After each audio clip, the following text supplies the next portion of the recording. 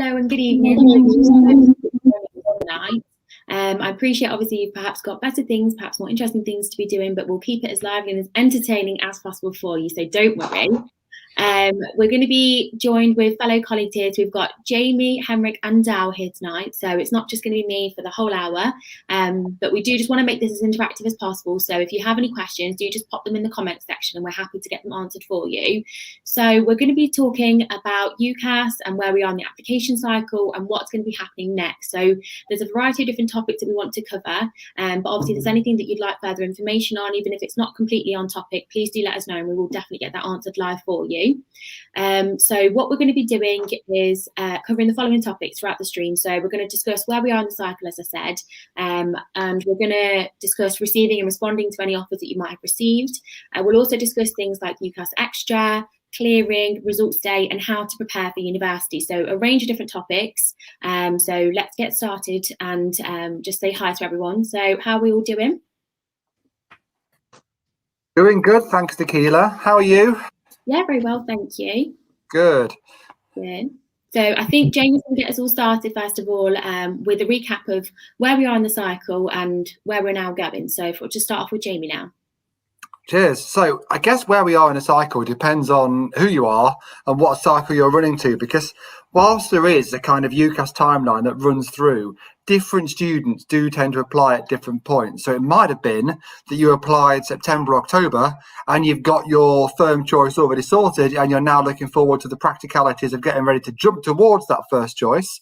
Or it might be you've applied and you're waiting for your offers, and then you're going to make your firm choice. Or it might actually be that even though the sort of UCAS deadline is gone, you've still not made the application, and you're still waiting and considering the options before you make the applications in the first place. So really, it depends upon where you are in that cycle. My colleague's going to bring up the cycle on the screen. Here we are, like as if by magic. So this is the way the whole process works. So if you take yourself back to the top of the journey there, the top of the journey is when you're in year 12, when you're doing your first bits of research. You may be attending your first open days, planning your application, thinking about what you're doing.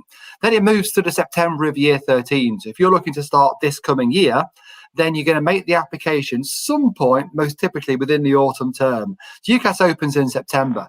Your deadlines would have been 15th of October for Oxford, for Cambridge, for medicine, for veterinary science, for dentistry. And then for the most of the rest of the courses, you've got this 15th of January deadline. But the 15th of January is not a hard and fast deadline. So if you've not yet applied, please don't look at that date and think, that's it, it's all over, I've missed the boat, it's too late. Because whilst there's a 15th of January deadline, that's called the equal consideration deadline. And before that date, every single university is obliged to consider every single application equally. After that date, a university could start to close courses if they've had a huge amount of applications and the course is now full. But there's still a huge amount of courses available to go for. Probably 95% of courses at most universities are still taking applications and making offers after 15th of January. So even though we're sat here now on the 2nd of March, he says, quickly checking his calendar, you've still got time to apply as a late applicant.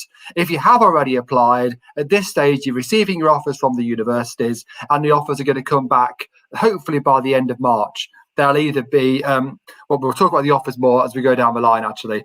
Then it's up to you to initially choose your firm and your insurance choice. You're usually doing that by May, June. And then coming into the summer is when you've got results day and when clearing opens. And then in September, which is only sort of 6 and a bit months away from now, university actually starts. And the whole journey, the research, the planning becomes an exciting university reality that will be the best years of your life, I am sure. They certainly were for me. When I graduated, I was in some kind of shock, looking in the rearview mirror, thinking, oh my God, that's really over.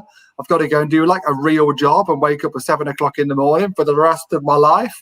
So university years are genuinely a legendary experience socially, a stimulating experience academically, and hopefully, if you do your research and apply for the right courses for the right reasons, a perfect fit towards your own individual tastes and preferences. So that's kind of where we are, either nearly applied, already applied and waiting for offers, or sitting on your firm and moving forward through the practicalities, depending on what you've been doing and what pace you're moving at.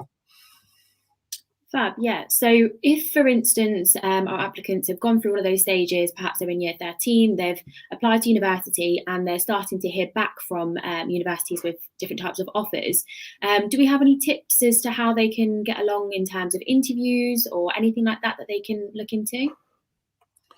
We do, yeah. So it might be that you applied for a university that is, it could be a creative course, or it could be a teaching course, or maybe a science-based course, or a health course like nursing or midwifery. All of those courses potentially will offer interviews before they make the offer. The interviews this year have pretty much all been virtual interviews, with Microsoft Teams being universities' favoured platform, but different universities might go for Zoom or other, digital platforms that we've all got so used to over the last year. The interview is going to be about yourself, your application, your personal statement, your background, your qualifications, your motivation for studying the course, and your skills you develop from your experience. With an interview, it could be a virtual interview. The same tips apply as when you're going to a face-to-face interview. Be prepared.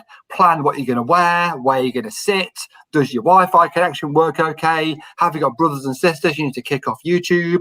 And then plan the type of preparation. Reread your personal statement. Read the course pages on the website. Get all of the prospectus. Think of really, really obvious questions you might be asked about yourself, the course, your skills, your career, and get yourself so you're as prepared as possible. Then on the day, try and be relaxed, try and be yourself, let your personality come out. Don't be too kind of rigid and formal, but at the same time, don't be too kind of colloquial and, all right, mate, how are you? It is an interview, so you've got to kind of treat it in such a way. You haven't got to necessarily wear a shirt and tie or, a smart blouse. You can wear something completely sort of smart casual is the way to go with Teams interviews, I would say. Avoid hoodies, tracky tops and T-shirts with dubious slogans, but don't feel you have to dress that you're going to be on The Apprentice. It's somewhere in between those two things is where you should go. And if you're doing a creative course, you might have a portfolio, a breadth of creative work. If you're doing a performance course, you might be asked to submit a digital audition, and they'll brief you as to what the content should be, how long it should be, the type of stuff you should be doing. Just a case of reading the small print, being prepared, being organised, and then jumping into it, really.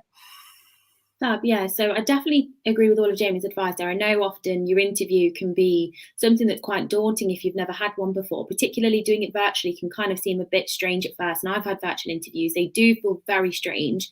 But definitely if you follow along with Jamie's advice, you'll be as prepared as you can be. And just be yourself, really, because that is really what universities are looking for at the end of the day. As much as they're wanting to understand your passions for the course and why you think you'd be a good fit, they just want to get across. They want you to get across your personality in essence and just make sure that you'd be an appropriate choice. So definitely be yourself. Don't try and use any language you're unfamiliar with. Just be who you are and I'm sure you'll be just fine. So thank you for your advice there, Jamie. So I think apparently we've interviewed one candidate in her PJs so far this academic year. Please let's not make it two, just really, really, genuinely, most of the stuff relating to interviews is just, you could write your own what not to do list, just kind of think it through and be sensible. You sort of think, what the heck was she thinking? A nursing application, passion of your life, potentially making a difference to your career, and you rock out of bed in your PJs and log on to Teams, kind of like, oh. So just kind of, don't do anything obviously wrong is my top tip with interviews. Well, and you'll be all right. The doubt and kind of assume that perhaps they didn't know their camera was going to be on, because I refuse to believe that anyone would turn up to an interview in their pajamas if they knew that they were going to be seen. So they're quite smart PJs, to be fair, but PJs not less. Oh dear. Okay, yeah. So no pajamas is definitely the takeaway from today's stream. But yes. So I know obviously the next kind of steps, if you've started to receive your offers, you're going to be thinking, okay, what do I need to do next to get prepared? Our next advice would be to start thinking about Student Finance England. So if you are a UK applicant, then of course you will know that you can apply for funding through Student Finance England to cover your living costs and your tuition fee loans. So definitely do start doing that. Unfortunately, we don't have the application opening date at the moment, but it will be any time now, because it's normally towards the end of February and early March. So I anticipate within the next week to 2 weeks max was when we're going to start finding out that Student Finance England is opened, and you can already start to register your interest. So do that in the meanwhile, so that you'll be the first to hear when it is ready to go. But I'm going to hand over to Dal now, who's going to give you a bit of an overview about how all of this works. Cool. Thanks for that, Nikila. Yeah, so as Nikila said, Student Finance England is naturally the next thing that you guys would be looking to do. So, and it happens in the midst of you guys receiving offers, which can be a bit confusing because you're probably in a position thinking, oh my God, I'm not quite sure which university I want to go to, but yeah, I've still got to sort out the finance to sort of pay for this all. So Student Finance England is very, very simple in terms that it will cover, as Nikila said, your tuition fees. So for any fees that are related to your study, and also they'll provide you with a maintenance loan. Now, this maintenance loan is designed to help you survive at university. So that would cover that aspect as well. So it's entirely up to you whether you apply for your student finance in terms of the loan. So I know that the streams that we was doing last week, we had a lot of questions around this. Do I have to apply? What's the procedure? But we just want to get the message across there that the student finance loan is there to support you should you need that financial aid. So please do not worry around how am I going to pay for my tuition fee loans when I come to university, because it is there for you on behalf of Student Finance England.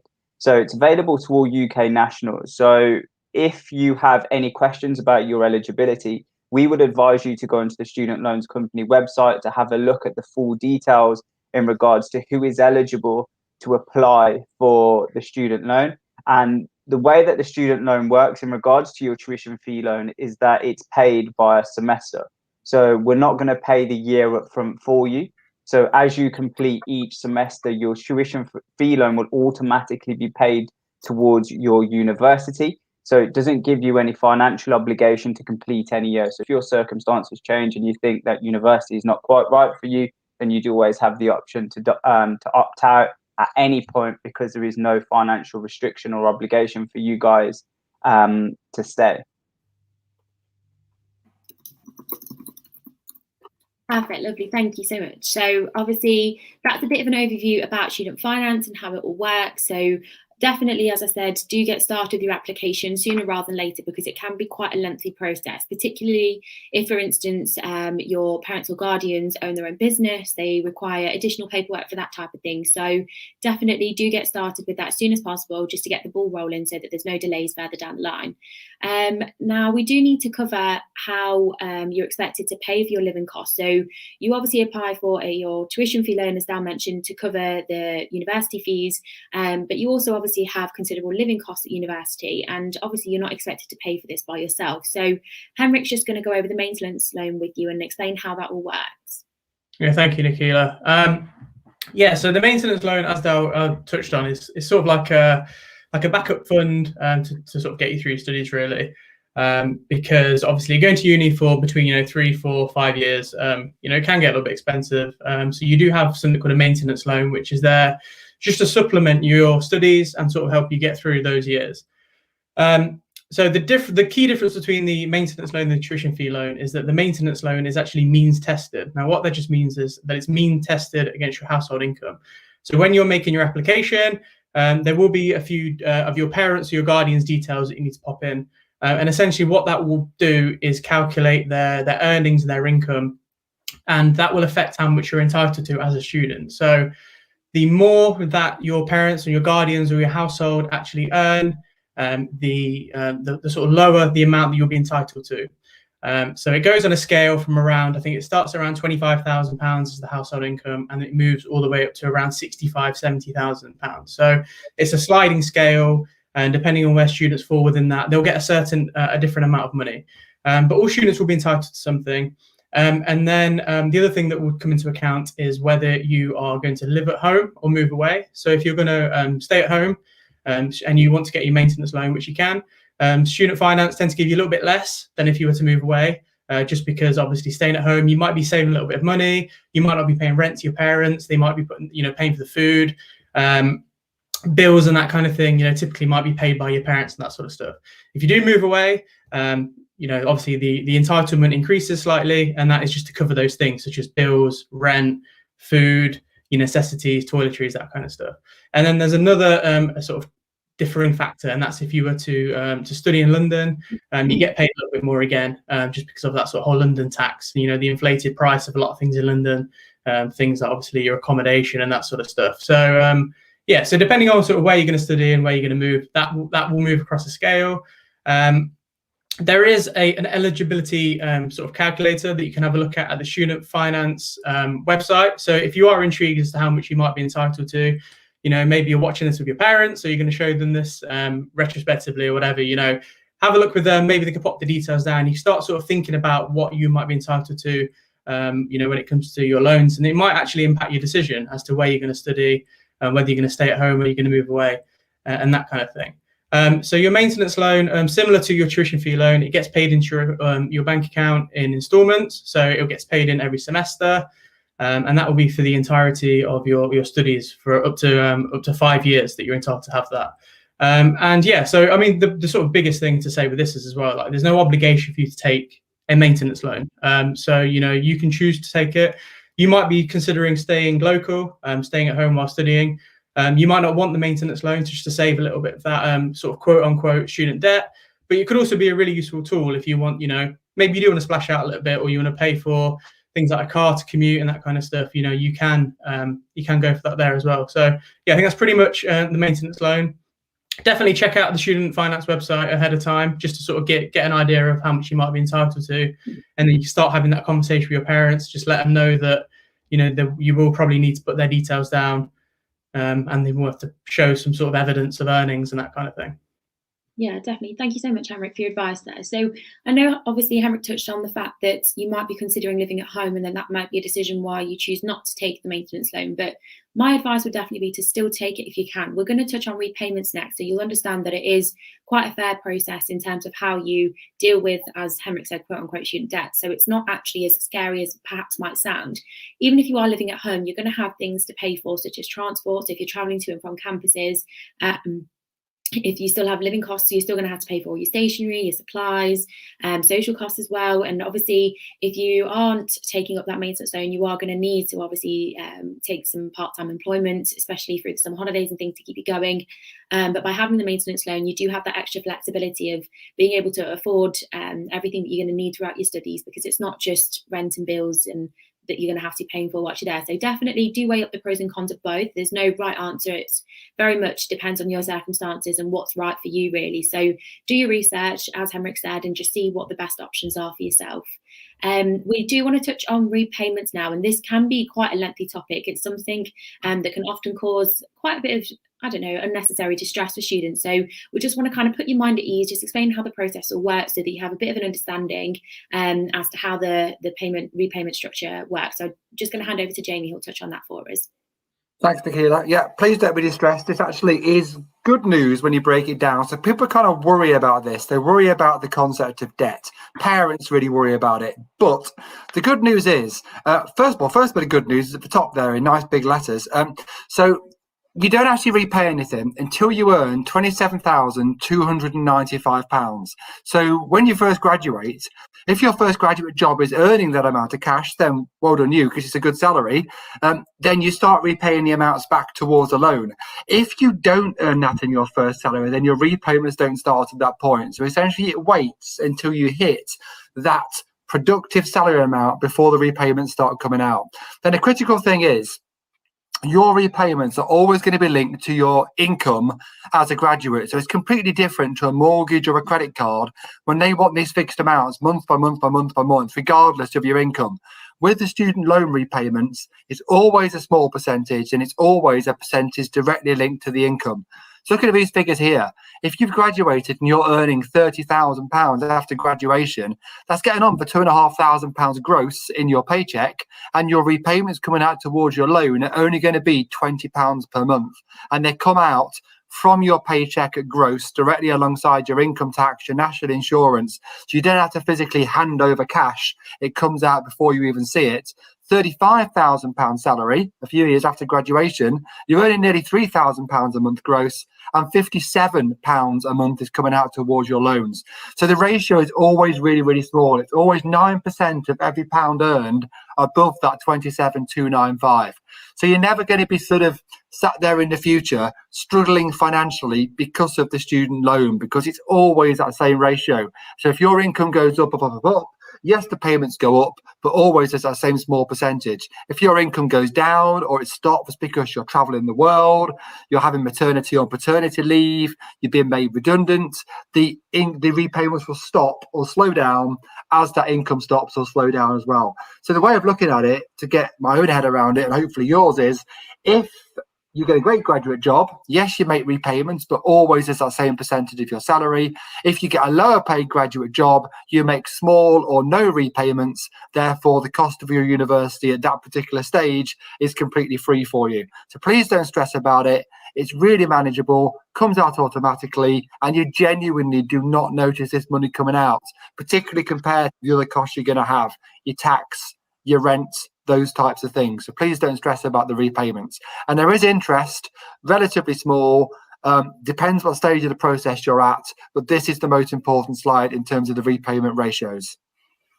Fab. Thank you so much, Jamie. So as Jamie touched upon there, it's not really something that should really be worrying you if you're considering university, and perhaps this is something that's might be a deterrent for you. Do remember, as Jamie said, that the payment structure is in place so that it's very much based on your income. So regardless of how much you've borrowed, if perhaps your household income is lower and you've borrowed a greater amount in terms of your maintenance cost, then obviously overall your loan amount to repay would be higher. But the way the payment structure is in place means that regardless of how much you borrowed, the repayments are very fair. And personally, it's not really something that worried me when I went to university. I knew that statistics showed that if I went to university, I'd be able to apply for far more jobs when I graduated. It would be a lot more of an easy time for me to get the employment that I wanted, to even earn that extra income to get me to that threshold in the first place. So for me, I saw it as more of investment, very much so, rather than like a loan. And the repayments are set up in such a way that it almost feels like a graduate tax rather than a massive chunk of your salary being taken every month. Your national insurance is obviously, and your tax is considerably more than your student loan. So it's never going to be something that's going to hinder you in the future. It won't affect your credit rating if you want to get a mortgage out in the future, if you want to buy a car, if you want to get a credit card. It's not something that will negatively affect you in any way. So it's not really like any other type of loan. It's very much treated very differently. So if, for instance, the word loan frightens you, don't really think of it as one.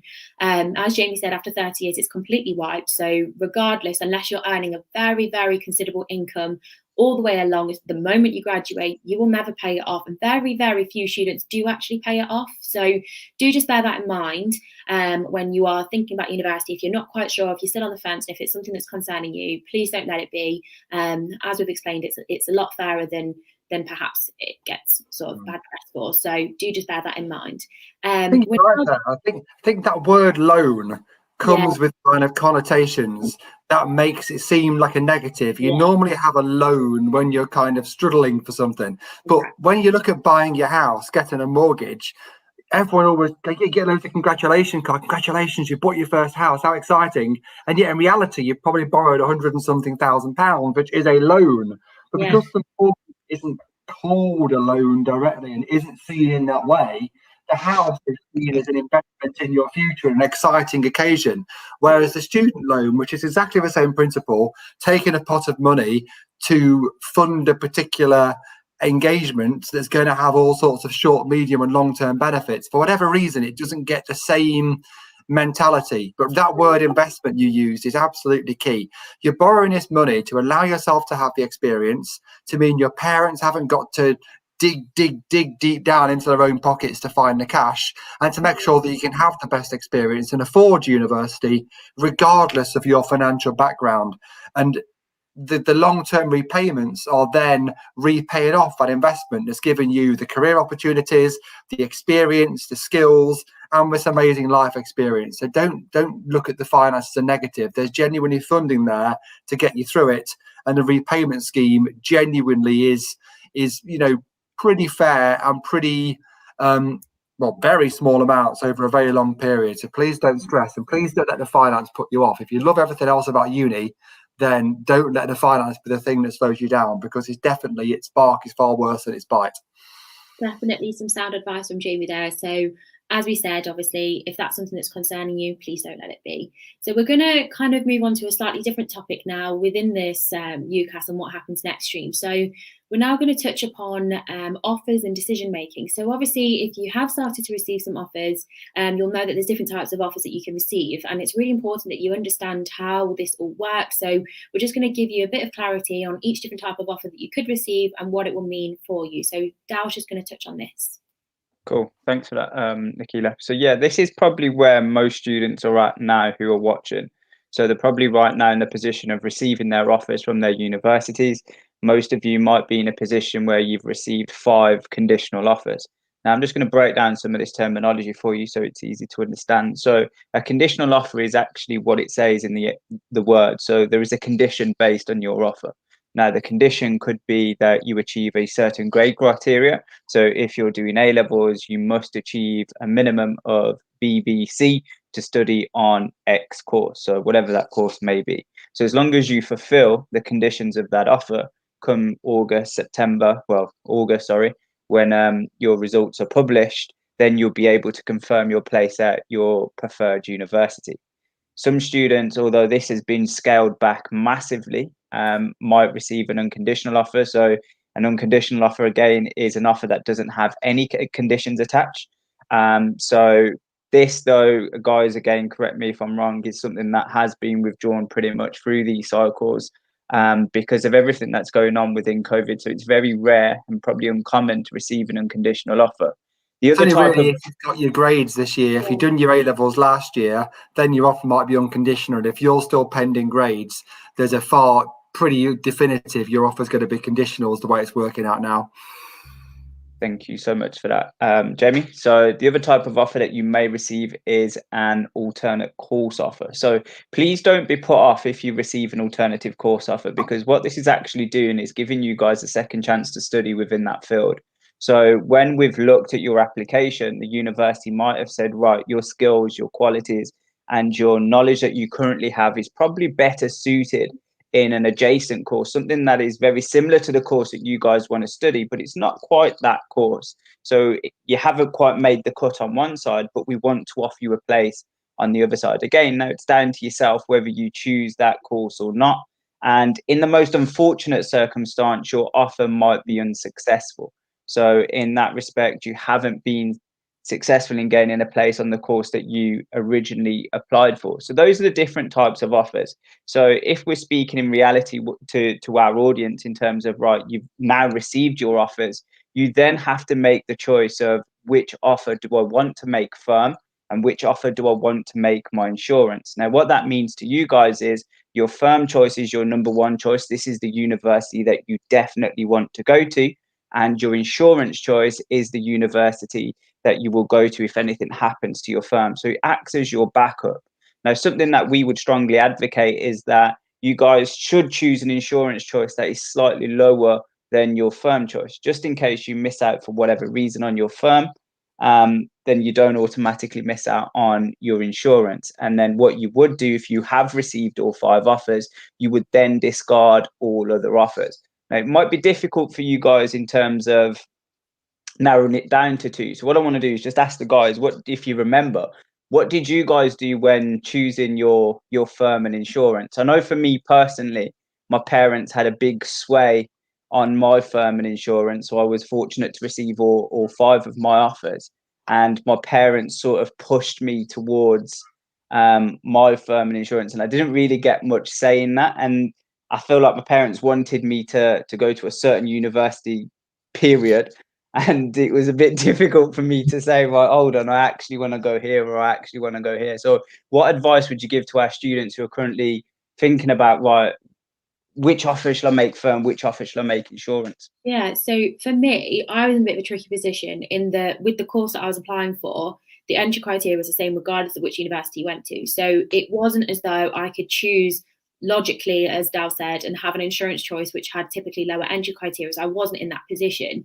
For me, I really chose based on how the course was taught. So I did a degree in optics. For me, it was really important that I had a lot of practical experience, and I wanted that all throughout my studies. So I chose the university as my firm choice that taught in the way that I knew would be better for me. So I chose one university where I was like, okay, this is the one best case scenario. If I had everything my way, I would want to go to this one. And then my second one was one which I still could see myself going to, because I think this is a real big mistake that students often make. They choose a insurance choice and they flippantly put one down, but they don't actually take the time to research that one, because they just think, oh, it'll be fine, it might not come to it. Particularly this year, everything's very much up in the air in a lot of ways. So it's really important that you choose an insurance choice that you could still see yourself going to. You don't want to just put somewhere down just for the sake of putting it down, because if you do end up going to the insurance choice, obviously, say for instance, for whatever reason, as Dal said, you're not successful with your firm and you end up with your insurance, you still want to make sure you're going to be happy with that choice. So definitely do your research, look into things like the course content, how it's taught, even the city and location. So make sure it's going to be somewhere that you're going to be happy living in for 3 years minimum. So yeah, that would be my advice. I don't know about the other guys though.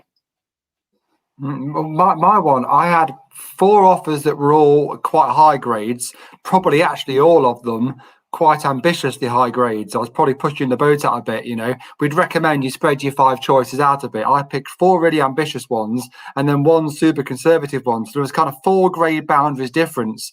So the lower one automatically became the insurance because it was there as my safety net. And then I was torn between which of the 4 other ones at the same grade to pick. So I really picked it based on the open day experience I'd had. So I had one particular uni that I had an experience at the open day where I could really visualize myself there academically, and probably from being really, really honest, and slightly more importantly, socially, because I'd been with my mates rather than my parents. So I'd had this really good laugh. So I viewed the open day.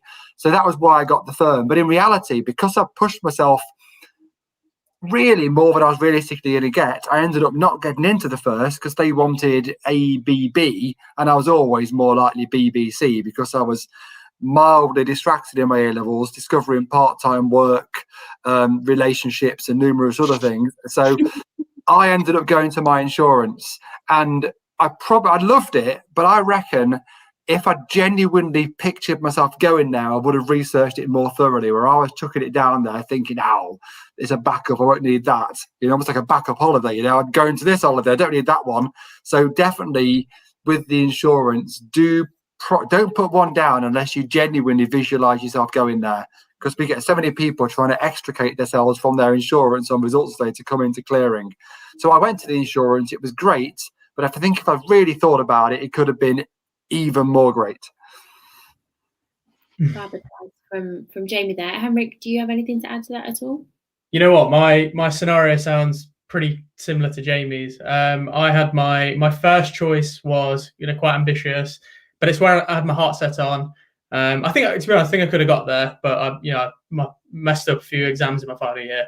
But all my other options were sort of similar grades. So I had one sort of ambitious uni and course, and then the other 4 were all pretty similar, to be honest. So it wasn't really a grades thing. It was just I decided to pick my insurance on one that was kind of close-ish to Leicester, so another city in the Midlands that had like a pretty good social life, to be fair, and a good rugby team, and that was sort of what I based it on. But the moral of the story with that is, same again, do your research, because I never went to an open day for that uni, and I studied there for 2 years, and then I actually left that university in that course because it really wasn't for me. I really had a pretty rough time there. So yeah, if I could give any advice to my previous self, or to anyone in the future looking at going to uni, definitely do your research and don't just go to a insurance choice because they're there.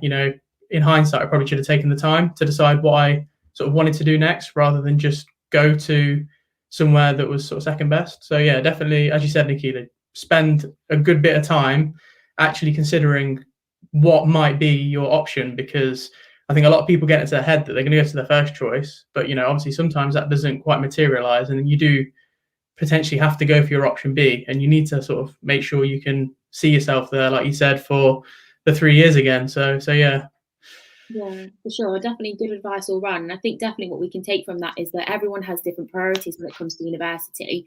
What might be the perfect choice for me, Jamie might look at and think, gosh, why on earth would you want to go there? And that's the beauty of the fact that we have so many different universities and so many different courses. I'm sure Jamie would have loved his optics degree. I'm sure he would have been bright and early up there for 9 a.m. lectures, loving life. But somehow I don't really think that would have been his cup of tea. So yeah, definitely do your research, as we've all said. I don't think you can ever do too much research, if anything. So definitely do get that done. And something else I do want to touch upon is alternative course offers, which Dal had mentioned earlier. So I know sometimes this can come with a kind of negative stigma, but it's just that we perhaps either there might be limited places on the course that you've applied for, or if perhaps there's another candidate that was more suited and they might perhaps just inch in and get that place before you do. So what I would advise is that when you are given an alternative course offer, obviously do your research and make sure it's something that you'd be happy to study. But if, for instance, you've applied for one of our midwifery courses, now this course in particular is notoriously competitive. It's a very, very popular course, and it's almost always oversubscribed, and there's limited spaces available because of the way that the course is structured and the placements. So if, for instance, you apply for midwifery or a course that's similar and you're given an alternative course offer, more than likely it will be within the same faculty, because the assumption will be that that's what you want to go into do. So say, for instance, you're given an offer that's within a similar field and you're really set on the university, but you're not quite sure about this alternative course. But say, for instance, your head was telling you to go with midwifery, but your heart was telling you, I want to do a history degree. You can always email the university and say, I know you've given me a course offer for this, but I was actually perhaps considering an alternative course, and there might be something that they can do for you, because obviously we'll go ahead with something that's similar with the assumption that that's what you want to go down.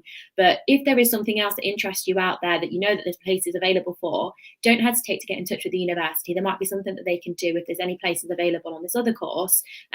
Basically, don't be shy, get in touch with us. We obviously have dedicated teams that are in touch to help you. We'll pop all of our details in the bottom. So if you are finding yourself in a similar situation and there's something you want some more advice on, we'll definitely be happy to help. So as I say, don't be shy, get in touch, and we'll always be happy to help.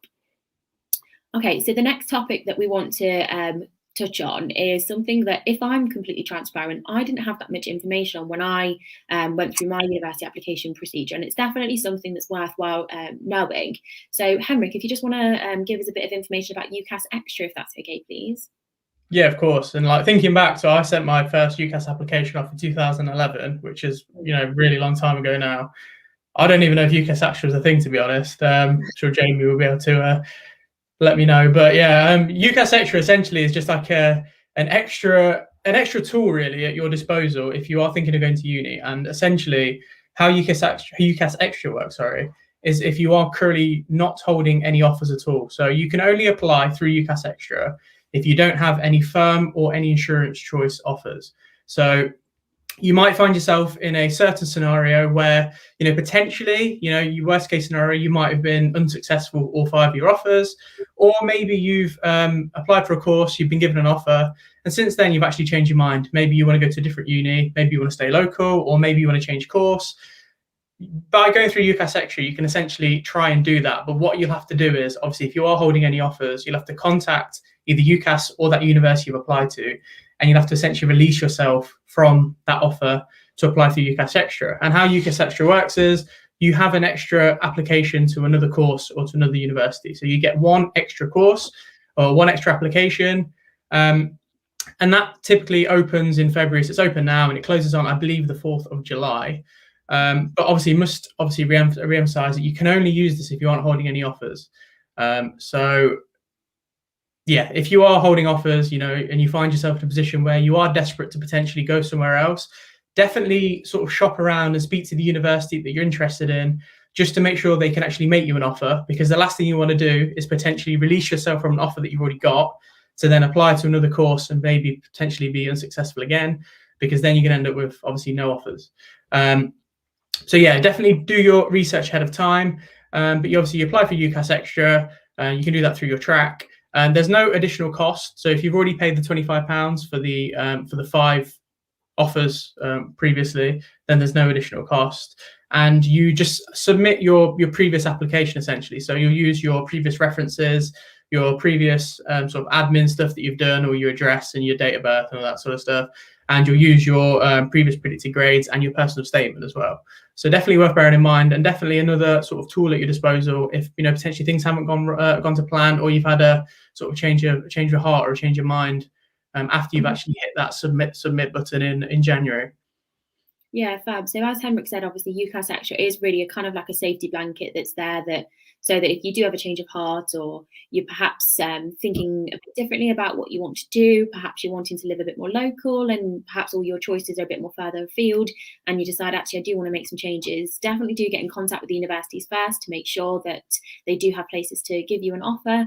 But if they do, obviously, as Henrik said, you would have to release yourself before you can add a university as a clearing choice, UCAS Extra choice, sorry. So do bear that in mind. We're now going to touch on the topic of results day. And I know, obviously, I vividly remember my results day. I think I will be 99 and still remember my results day. It was the most stressful night ever. And I set myself up for an early night and I could not sleep, because obviously you're going to be worrying. And unfortunately with you guys, you have a bit of a tricky year in that I kind of knew, or could gauge at least from my exams, how roughly my results day was going to go. But if you're not getting the opportunity to sit these exams, it's slightly a little bit more stressful, because perhaps it's feeling as though it's a bit out of your control at the moment. So we do have some hints and tips on how you can prepare for results day to make sure you get the most out of the experience, because it's very easy to kind of lose your head on the day and kind of be a bit overwhelmed with all the stress of everything. So I'm going to hand over to Jamie and he'll give you some wise words, I'm sure. I'll do my best, no guarantees. So results day is a biggie, as Nikila says there. It's one of the bigger days in your life, and it's absolutely memorable, and I can remember mine like it was yesterday, though it clearly wasn't. So the way it normally works is you build up through your school career to year 13, and then you take your exams as part of your A-levels or your BTEC or your IB, and those exams are what universities will make decisions based on, and that's when you find out if you're in your firm or your insurance. Obviously, in this year of years, nothing is the same as it normally is, and you guys have gone through your whole school career to then not take your exams at the end of it. And instead, your exam results are going to be based on your teacher's assessment of your performance so far in your A-levels or your BTEC or your IB, looking at your exam grades you've taken, be the externally accredited or internal exams, looking at your assignments, your presentations, your group work, underpinned by your GCSEs, looking at the trend of your performance. Were you peaking towards a sprint finish when you cross the line flat out and get that A where you were predicted a B or C earlier? Or were you looking like you were struggling and you were flatlining and perhaps not moving forward in that way? And teachers will give you a fair, honest, but at the same time, gently positive view of your performance, and that will be your predicted exam results. And universities know that these exams are not taken directly by you. So we will be flexible. We will definitely be adjusting our thinking, and we'll do everything we can to take all the students who've put us as firm choice, because we know you've researched through all of this huge amount of courses and institutions. You put us down as the firm choice. So universities are going to be looking to accept students as their firm whenever they can. But at the same time, on some courses, there's limitations how many people we can accept. There are, in some cases, grade boundaries that we don't tend to drop below. So you need to be sort of upright and sniff in the air on results day. You need to be keen, up early, motivated, and you need to be ready for different scenarios. Oh, and also, ideally, you need to be in the country. I know we haven't had our holidays recently and we're all missing a chance to go and lie on the beach in the Algarve, but do not be lying on the beach in the Algarve on results day, desperately try to get some kind of phone reception, because you just get to be stressing to yourself. Tuesday, August the 10th is A-level results day. Most BTEC courses, again, coincide either on the same date or very near to that date. Be in the country, be around, be prepared. Plan A is the happy path. You get your grades, you've got what you needed, or near enough that universities are being flexible. You get into your firm choice. You're into the accommodation that you've booked. You can relax, and then you can fly to the Algarve happy. Plan B is that myself and Henrik alluded to. You don't quite get into your firm, and your firm says, I'm really sorry, and you drop down to your insurance choice, which you've carefully researched based on our advice earlier, and you're looking forward to going to. And if you're happy with your insurance, which I was in my scenario, that's where you go. And you're mildly perturbed because your first plan has been disrupted and you've got to reapply for some new accommodation. But it's hopefully an open day you've been to, or at least been to virtually. You're comfortable and off you toddle. If you've not got into your insurance, Or if you've changed your mind at the 11th hour and suddenly thought, what am I doing? I hate physics. I want to do French. Then you've got, which I'm teeing up for the next bit for, you've then got clearing. And clearing comes in either for students who need it or students who choose to enter it. So top tip for results day, stay calm, be prepared for all sorts of different scenarios. Do some research beforehand. If I don't get into the firm or insurance, which universities, which courses do I like the look of? You can look at university websites, look at UCAS. The more you're prepared for plans C, D, E, F, G, whatever it may be, you may never need it. You can rip up all those plans and go straight to plan A, but if you need it and you've not thought of it, it can be stressful. And everyone had mates who on results day kind of melted down in some way, shape or form. One of my mates, Matt, literally, he never thought about not getting into his first choice. Matt was super confident. Literally, his results bombed completely. He didn't get into his firm, didn't get into his insurance. In fact, he got into his Austin Allegro and his wheel spun out the car park, handbrake turned around a corner and went into sort of post-results day hibernation for 4 or 5 days.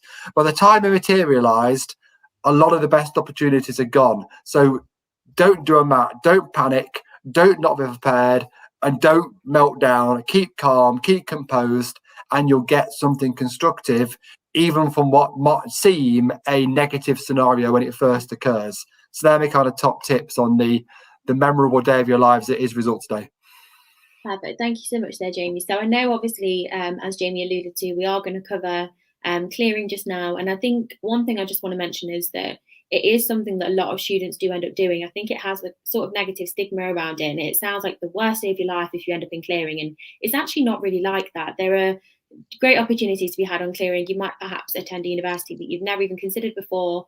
So definitely do your research. Make sure, as Jamie said, you have a plan A, plan B, all the way through to plan D, so that if this does arise and you do end up going through clearing, that you know which universities you might want to contact.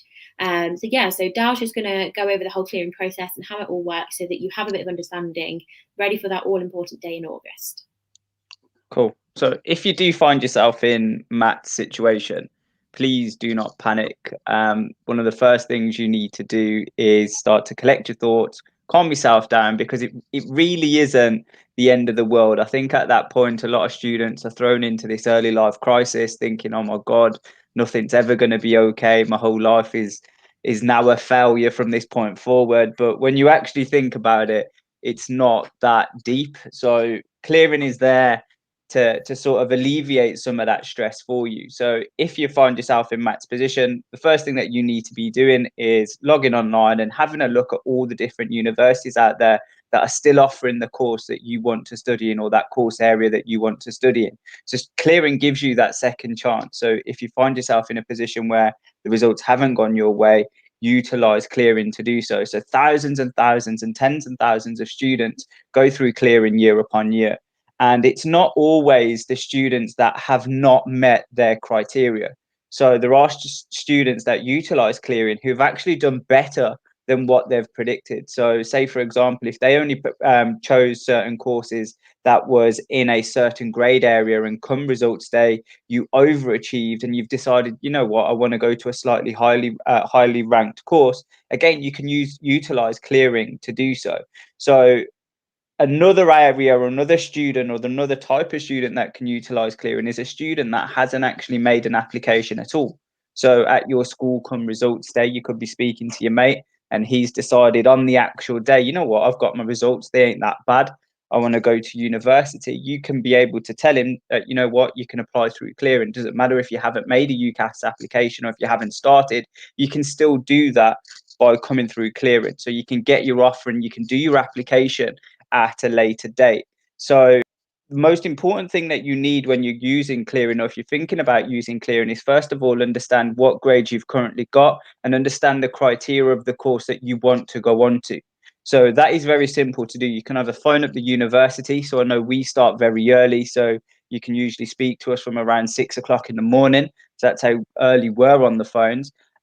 So we can help you, sort of advise you in terms of the entry criteria. We can give you a bit of details around the course to try and help you in regards to making your next decision. You will also need your UCAS ID number if you have made an application, because this just makes it a lot easier for us when we're allocating an offer to you. So it's not like the usual cycle where you have to wait for the university to provide you with an offer, which can take a couple of months. On clearing, we can give you an offer over the phone. So it is really that instantaneous. So we have a short conversation with you. You might be asked to conduct a mini or a brief interview, depending on the course that you're applying to.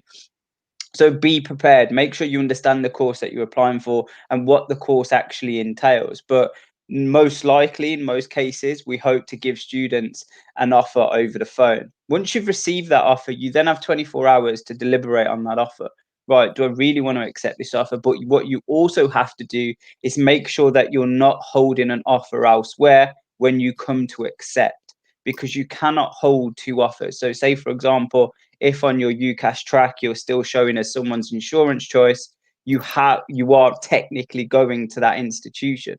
So it's important that once you've received the offer that you want, you then release yourself to accept your new offer. Otherwise, that's how the firm and insurance work. If you're not going to your firm, you automatically go in to that insurance choice. But what you could do, you could be very strategic. You could phone up as multiple universities, get multiple offers on the actual day. So there's not a limit to the amount of offers that you guys can have during clearing. It's entirely down to yourself. And then you can take some time to think about, right, which is the one that I want to go to. Once you have made the right decision in terms of, right, this is the perfect course, you've done, I'm pretty sure if you listen to the key theme that's been running throughout this live stream has been research. Make sure you research that course, research that university. And once you are absolutely sure that this is the place you want to go to, you would just add the university course to your UCAS track. You would have noticed at the start of this live stream, we were speaking about student finance and how that fits in very early into your next step. So UCAS, student finance is going to be one of the next steps that you guys will be doing, but you might be in a position where you haven't received your offer from university. So if you haven't, please do not worry. Put the university of your choice down to whatever is your preferred choice. If your university changes come clearing, all you need to do is give student finance a call. So then you can just make those changes on the phone. So it's not a big deal whatsoever. So please do not let clearing be a barrier because of your student finance as to why you don't change if the change is right for you. Definitely. So I think just to follow on from all the great advice that Dale's just given there, I think the thing to bear in mind is to act fast, because obviously places do fill, particularly in the competitive courses, but also act logically as well. So don't rush into a decision, but don't act so slow that perhaps the place is gone. Because obviously, if you have been made an offer through clearing, if you do ring the university and they make you an offer and they even send you out an offer letter, it's not set in stone until you add them as your UCAS clearing choice. So do bear in mind that the offers do tend to have an expiration date, and if that's within 48 hours, you do need to add them as your UCAS clearing choice within that time frame. But bear in mind that even with that, if the course has been filled in the meanwhile, if for instance they have an umpteen number of people that come in before you and the course has been filled and they've accepted and gone through, then unfortunately that is the case. And obviously there are particular courses where the numbers are very, very strict and there's no flexibility there at all. So do just bear that in mind. Try and find the right combination of fast but efficient, and then also make sure you're making the right choices for yourself as well. We've had a couple of great questions that have come in, so I just want to pull them in. Sorry, I say a couple. We've had one great question come in from Amir, so we'll just pull that up. I thought there was another one, and then it was somebody here commenting a second one. But here we go, Amir. So hello, I hope you lot are all doing great. Thank you for asking. We're all doing well, thank you. Will the university help you find work experience for your course? And that's a great question. Does anybody want to touch on this one? Yeah, the answer is go on, Henrik. Go on, Henrik. After you. Tag team with Jamie. No, I was just gonna say there's we have a dedicated team called DMU Works at DMU, and the whole idea of DMU Works is they work with students to get them employable ready, if that's the word you want to call it, but ready for graduate work, ready for employment. And through that, they'll help you potentially look to get jobs, can help you with getting on grad schemes, help you to write your personal statement or your CV or your resume or covering letters if you need any help with that. And I'm pretty sure they work through just like a booking service, so you can book in with them, sit down with an advisor or a member of that team, and they'll help you through that. And then also within each faculty, there's a dedicated placement team. So you can go on a full year placement if you like at the end of your second year, and and I'm pretty sure that is applicable for nearly every single course. And you can do that as a full year in industry. So how that works is once you finish your second year, you sort of take a pause from your studies, you go out and work in a job that is relative to your course. And the idea with that is you're going to get a lot of that skill that you need actually, in work. You're going to have the network opportunities, and you're going to earn a salary as well. And then a lot of our students do actually then, potentially go back to some of those jobs that they've worked in when it comes to graduating. And there's also something called DMU Grad Champions, which is, I think, really cool initiative. And how that works is if you are just finished your studies, so you're in your final year, you finish, you've graduated, and maybe you are struggling to find work, DMU Grad Champions basically gives you, I think it's 6-week placements at the university, working in different departments, working in different jobs. And the idea with that is that you're going to get a lot of skills and a lot of expertise, and it gives you something just to put down in your CV, make you a little bit more employable, give you something to talk about in interviews and that kind of thing. And I think that's pretty cool initiative. That's it's pretty unique to DMU. I think Jamie, if you wanted to just touch on the nice little award that we've been given recently. I was going to give ourselves a little bit of a DMU plug there, Henrik. You are right. You read my mind there, mate. Yeah, so DMU has recently won, as in the last few days, and I'm going to read this to make sure I get the wording entirely right. The Best University Careers Employability Service for undergraduate courses nationwide. So our support team is officially the best support team in terms of careers and employability. And we do everything from helping you develop your interview skills, build up your CV, give you many pockets of work experience, to full-year placements, as Henrik alluded to. I did a work placement myself for a year, and it was probably the most beneficial part of my degree, and a bit that really kind of woke me up to the real world of work out there. Add that to the 3 years of experience academically and socially and skills development. It's a really, really strong package when you come into employability. So yeah, but everything Henrik said should hopefully give you a bit of a visualization of the support. Before I hand back to you, Nicola, I feel like I want to finish off Matt's story. It makes it sound like he had this terrible result today and went on to an awful life. In reality, he didn't get a place in university that year because he didn't really get his head back into a game following results day. He took a year out, did his undergraduate degree, did a master's, and is now actually a primary school teacher. So here's an example of, one, how not to necessarily make the most of results day, but also how even from what seems like a very challenging position because of the results, you can bounce back through numerous different options and still get yourself a great degree and eventually get yourself a great job. So no, Matt is doing well, I'm pleased to say. Yeah, fab. And so great for Matt, and obviously great for us that we've won this amazing award. And I do just want to add on that I had a live stream with one of the teams that we've mentioned to help our graduates with their employability.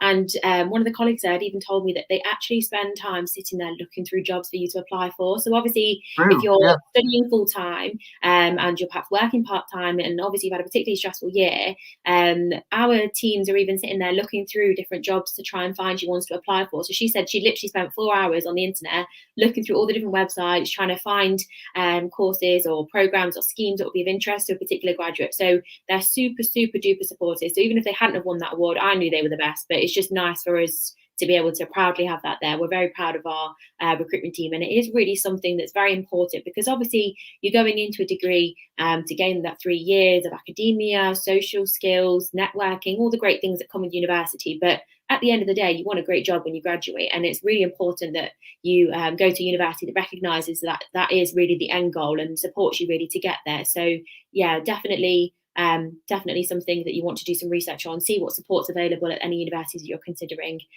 We are not just biased, we are obviously the best.